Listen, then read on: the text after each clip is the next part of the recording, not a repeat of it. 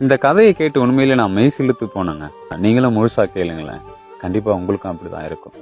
2 நண்பர் சந்திச்சுக்கிறாங்க. ஒரு நண்பர் தன்னுடைய வாழ்க்கையில் நடந்த அனுபவத்தை அந்த சந்திப்பில் சொல்றாரு. நானும் என் பொண்டாட்டியும் காதலிச்சு தான் கல்யாணம் பண்ணிக்கிட்டோம்.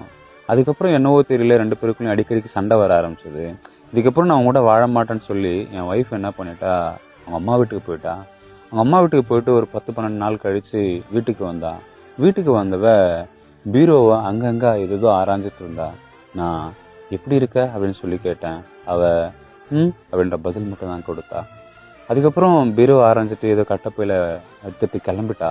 கிளம்பி போனவள ஏன் கிளம்பிட்டுன்னு சொல்லி கேட்டேன். இல்லை, எனக்கு சொந்தமான பொருள்லாம் இங்கே இருந்துச்சு, அதெல்லாம் எடுத்துகிட்டு போகலான்னு வந்தேன்னு சொல்லி அவள் சொன்னான். அதுக்கப்புறம் எல்லாமே எடுத்துட்டியான்னு சொல்லி நான் கேட்டேன். எடுத்துட்டேன்னு சொன்னான். உனக்கு சொந்தமான பொருள் எல்லாமே எடுத்துட்டேன்னு சொல்லிட்டு என்னையை மட்டும் விட்டு போறேன்னு சொல்லி சொன்னேன். அப்படியே அவள் திரும்பி பார்த்தா. எங்களுடைய 4 கண்களும் சந்திச்சுக்கிச்சு. 4 கண்களுக்குள்ளேயும் கண்ணீர் அப்படியே மிதக்குச்சு.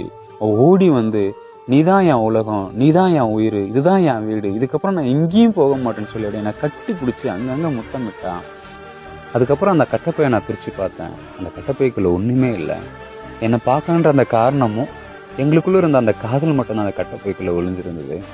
அதுக்கப்புறம் எங்களுக்குள்ள இருந்த அந்த காதல் இன்னும் அதிகமாயிடுச்சு. எப்படி இருக்குன்னு சொல்லுங்க.